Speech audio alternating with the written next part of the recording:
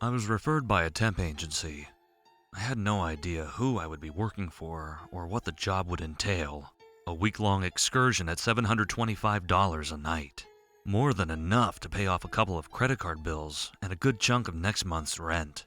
For that price, I would have done almost anything. I only wish I knew at the time what I was getting myself into. When I arrived at the address, I was surprised. It was a large facility at the end of a dirt road in the woods, 2 towns over. The large sign outside read, Syntheticor. It was a plain, white, 3-story building, void of identifying markings. Its appearance gave me no clues to its purpose. Its location was even more baffling. Going off the name alone, I had to assume it was some sort of biotech company. I was probably needed to clean up radioactive waste or something to that end. For what they were paying me, I would happily risk my health. Upon entering the building and meeting with the receptionist, I was directed to room 371 on the 2nd floor, where I would wait for Al, my new boss. It was your standard office setting, albeit more quaint than usual. Red carpet, white walls, and no windows. Only 6 desks in 3 rows of 2, each with their own computer. At the back of the room was a large wall covered by a one-way mirror, and an opening with steps on either side of it. Inside was a single chair, desk, and landline phone. Probably a place for supervisors to oversee productivity. Other than that, the room harbored no points of interest, unless you fancied the waste bin and fern in the corner. An older gentleman opened the door to the room and came over to shake my hand, introducing himself as Al. He seemed to be in a rush, wasting no time in describing the task at hand. I was to stay in that very room from 8 o'clock p.m. until 6 o'clock a.m. the following day, every night, for a week. He left me his cell number and a laminated list of rules to be followed. He told me he could not overstate enough the importance of following each and every one exactly as they were outlined. Once he was sure I understood the gravity of the situation, he left me to my first shift in peace, closing the door behind him. That was it? Really? Just stay in the room for 10 hours a night? I had no clue as to why I was being paid over $5,000 to room sit, but I learned some time ago to never look a gift horse in the mouth. I simply sat down in the overseer's room with a smile on my face and went over the list of rules. There were 10 in total, all of which left me more than a little confused. Once 8 o'clock rolls around, lock the door and do not leave the room for any reason until 6. Plan your bathroom usage and meal periods accordingly. No food or drink items within the room. Do not use Hank's computer. It's the closest to the exit. No one is ever to touch it under any circumstances, not even Hank. If the phone rings, answer it, but do not talk. No matter what the voice on the other end says, you are not to respond. Hang up after 2 minutes have passed. Do not let the janitor in. We don't have one. If anyone else comes to the door, let them in, but ignore them. Do not react whatsoever. When they leave, shut the door and lock it behind them. If the waste bin changes locations, place it back in the corner as soon as you notice. If I stop by, only let me in if I know the password. At 9:30 precisely, set each of the computer's home screens to different URLs, except Hank's. Do not react to the images. Act normal. If you see Harvey, feed him one of the treats from Lisa's desk, the one opposite Hank's. If there's an emergency, call my cell, but not after 10:05 p.m. Below the last rule was a final sentiment, scribbled over the laminate in pen. No one has made it past night 3. Good luck. I was perplexed, wondering if Al was a lunatic and if this was the reason no one else had lasted.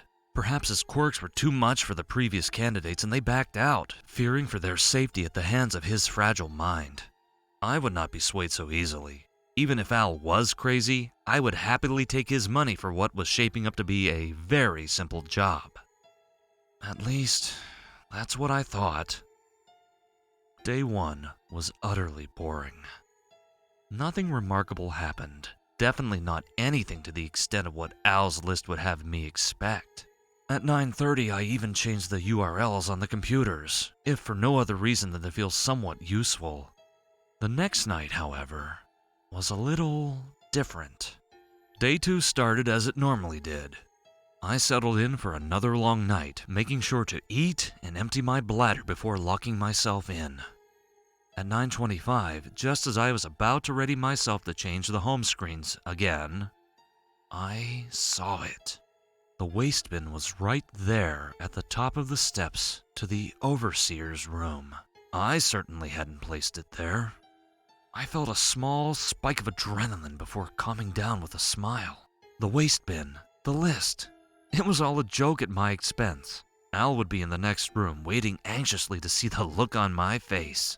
I raced out to the office door. There was no one there. I walked over to the exit and shook the knob. It was still locked. Confused and a tinge scared, I swiftly picked up the waste bin and walked it back over to the corner of the room.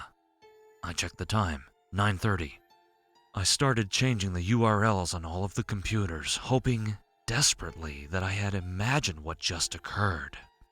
After skipping Hank's desk, I typed in the last website on PC number 6.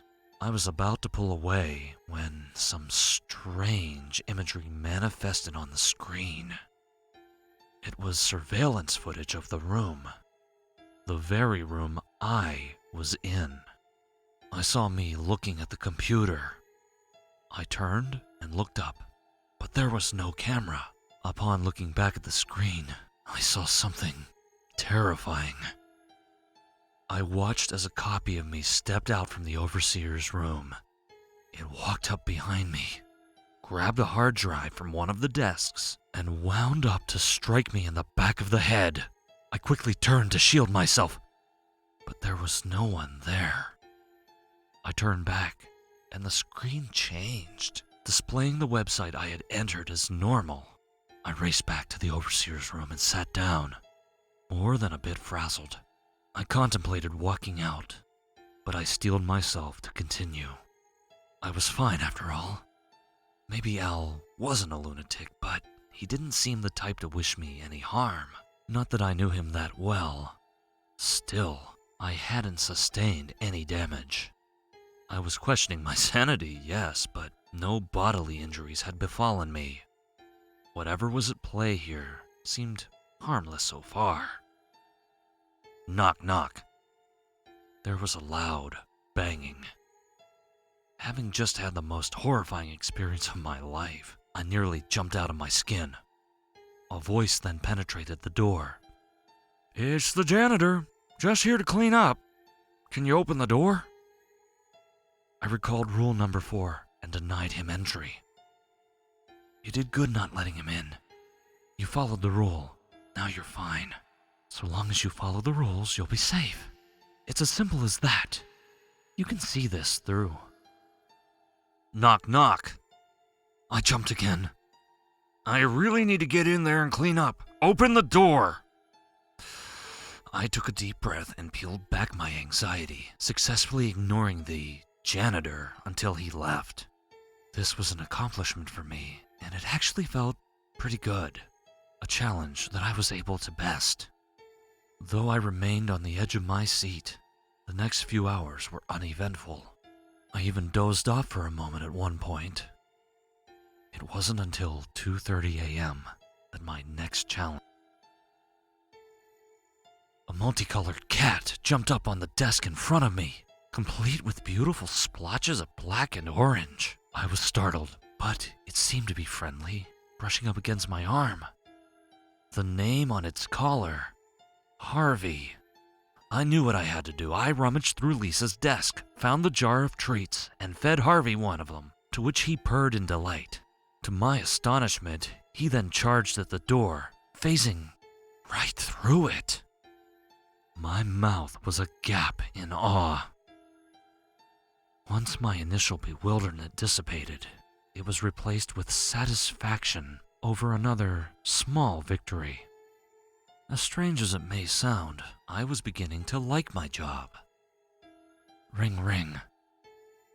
It was the landline. Remembering the rules, I removed it from the receiver and held it to my ear, making sure to keep an eye on the time. Hey, it's Al. I'm going to be stopping by pretty soon to do a little work. How's the job treating you so far? I remained silent. Hello? You know you can talk if it's me, right? I picked up the set of rules and looked them over again. There was nothing about Al calling. I didn't respond. This is no way to treat your employer. If you don't say anything, I'll have no choice but to fire you. Do you really want that? I stood my ground. Only 20 seconds to go. Fine. I'll see you soon to relieve you of your duty. I guess you couldn't even make it past night 2. The 2-minute mark came, and I hung up on him. I felt safer as another hour went by.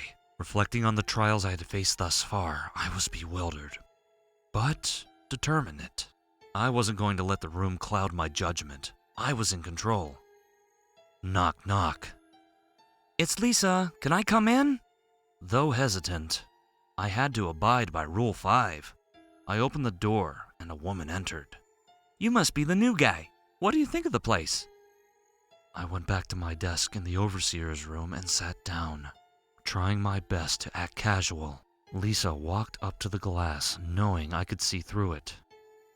"Not very talkative, are you?" Her eyes unnaturally darted around in all directions, and her skin drooped a bit, almost as if it was falling off the bone.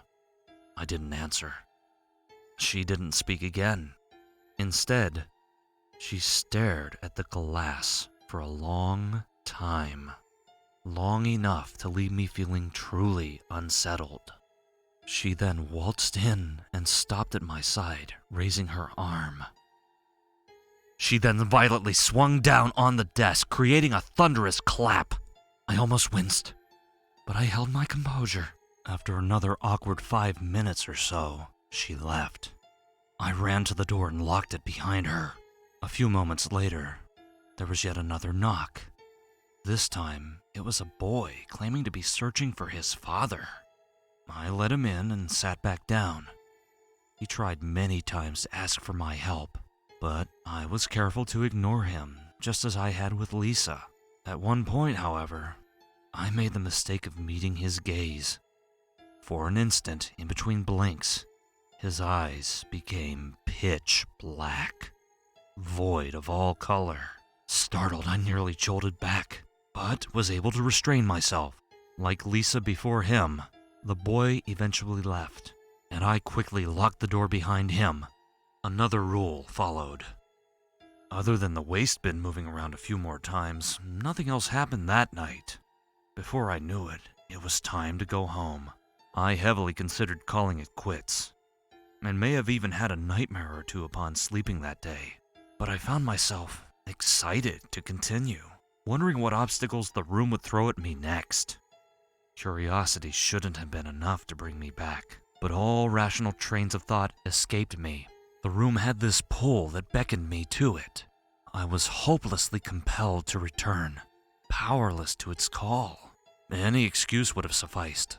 As such, I resumed my post the following night. Upon starting my shift, I was confident. I had dealt with quite a few absurdities up to this point, and waited patiently for my next opportunity. A couple of hours went by with no trouble.